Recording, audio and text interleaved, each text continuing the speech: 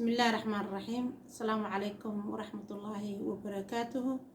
وعنا وناكسن إذا الأهانتين بقى دعوة هالشيء قيمة إيقاعي عليه ميل وبعد إيجا دعوة نسان هلكن ويوتيوب جنال كعامل معلن وحن سلام يا دمان أصحابتي إذا قيمة إيقاعي عليه ميل وبعد كسوغنتين دل إيدي بدبا إن مدة أهما عن سوقلين يوتيوب جنال كا سيدات أبرتين مقالدي هكت أياكو إمادي maxaa yeelay waxa igalay mashquul waxa xanuunsanaa in muddo ah aabahay macaan kadibna waa uu geeriyooday.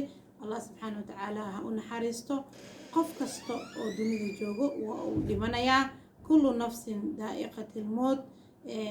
kadibna mashquul iyo ayaa iska galay. waa dareemi kartaa qofka bini aadanka ah markii uu waalidkaaga dhinto geerida xanuunka ay leedahay. qalbigaaga iyo niyadaada ma soo galayaan in aad muuqaalo iyo waxaas aad samayso. alxamdulilah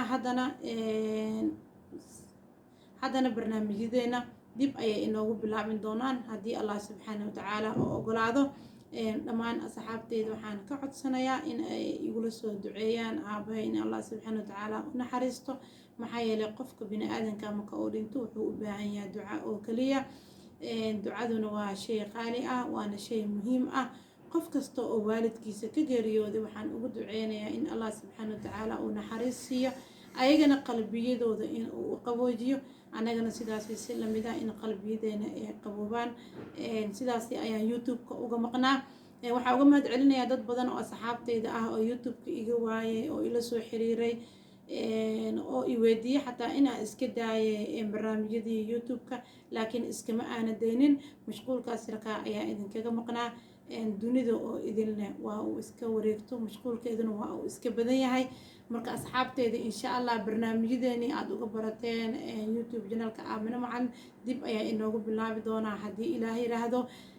haddana waxaa idin leeyahay walaashiina Aamino Macalin. assalaamu calaykum waraxmatullaahi wabarakaatu.